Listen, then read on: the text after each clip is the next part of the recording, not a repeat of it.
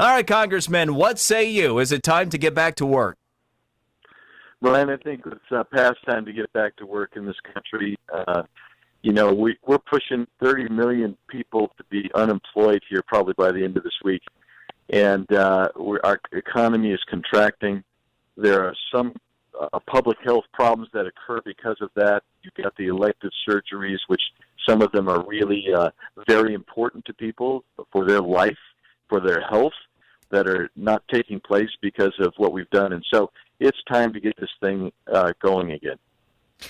What information, what data in particular do you feel is among the most important to ride that balance of opening up and doing so responsibly?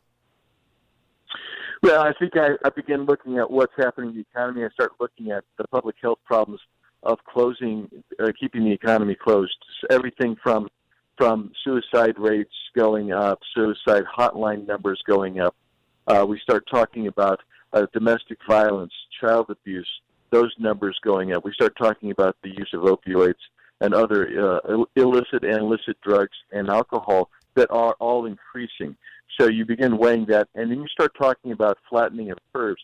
And part of my problem is that was the initial statement 2 months ago. We're going to flatten the curve. Well, the curve in most of America has been flattened. And so now they're moving goalposts, saying, well, we've got people that are still getting sick, et cetera. So I'm wondering what is the end game? And so as a guy who's a member of the task force, my job is to look to try to say, how soon can we get this open? And I trust the American people. I think that the American people are responsible. They don't want anybody else to get sick, and so they can go out and exercise their freedom and be socially responsible in that way. And if you feel unsafe, and certainly if you're in one of the vulnerable populations, you should stay in. But everybody else should have the freedom to go out and exercise their rights. So we have, these models, and they're frequently cited, and in some cases they've been cited by members of the coronavirus task force as well. The University of Washington's work is the one that's been most commonly followed as they provide information clear across the country. Now, they decided recently to go ahead and provide timelines, estimated timelines, based upon their projections of, their models, for when we should lessen restrictions. And I take a look at a state like ours, for example. They're saying June 14th. Do you put any weight into the University of Washington's modeling and the Institute of Health Metrics, their recommendations on these reopen timelines? Very little. I'm interested in them only to see how often they've been wrong, and they've been consistently wrong. And as I read experts and statisticians and epidemiologists who start reviewing these models, they will say specifically the assumptions made were erroneous. And when you make bad assumptions, you're going to get bad results. I mean, look at what we've done. We've basically, for the first time in the history that I know of, we've quarantined healthy people. We've told healthy people, you got to stay in. And that's really unusual. It's anomalous, quite frankly. Well, you are part of the task force. Obviously, you have the president's ear.